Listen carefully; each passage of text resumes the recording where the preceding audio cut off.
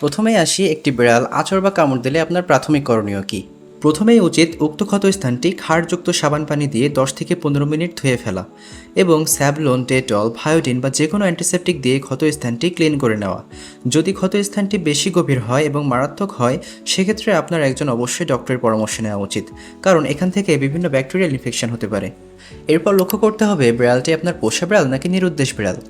যদি আপনার পোষা বিড়াল হয় এবং এটি ভ্যাকসিনেশন করা থাকে সেক্ষেত্রে আপনার চিন্তার কোনো কারণ নেই, আপনার কোনো ভ্যাকসিন দেওয়ারও প্রয়োজন নেই।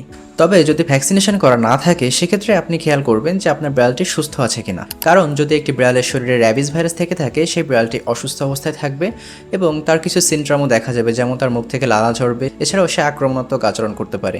এবং বিড়ালটি যদি র্যাবিস ভাইরাস দ্বারা আক্রান্ত হয় সেক্ষেত্রে 10 দিনের মধ্যেই বিড়ালটির মৃত্যুর সম্ভাবনা অতি বেশি। অর্থাৎ বিড়ালটি যদি আপনার পোষা বিড়াল হয় এবং এটি যদি সুস্থ অবস্থায় থাকে সেক্ষেত্রেও আপনার ভ্যাকসিনের প্রয়োজন নেই। কিন্তু যদি এমন হয় যে বিড়ালটি আপনাকে আঁচড় বা কামড় দিয়েছে, সেটি কোথা থেকে এসেছে আপনি জানেন না, অর্থাৎ নিরুদ্দেশ বিড়াল, এবং তাকে আগে থেকে ভ্যাকসিনেশন করা আছে কিনা সেটিও আপনি জানেন না, সেক্ষেত্রে আপনার অবশ্যই ভ্যাকসিন দেওয়া উচিত।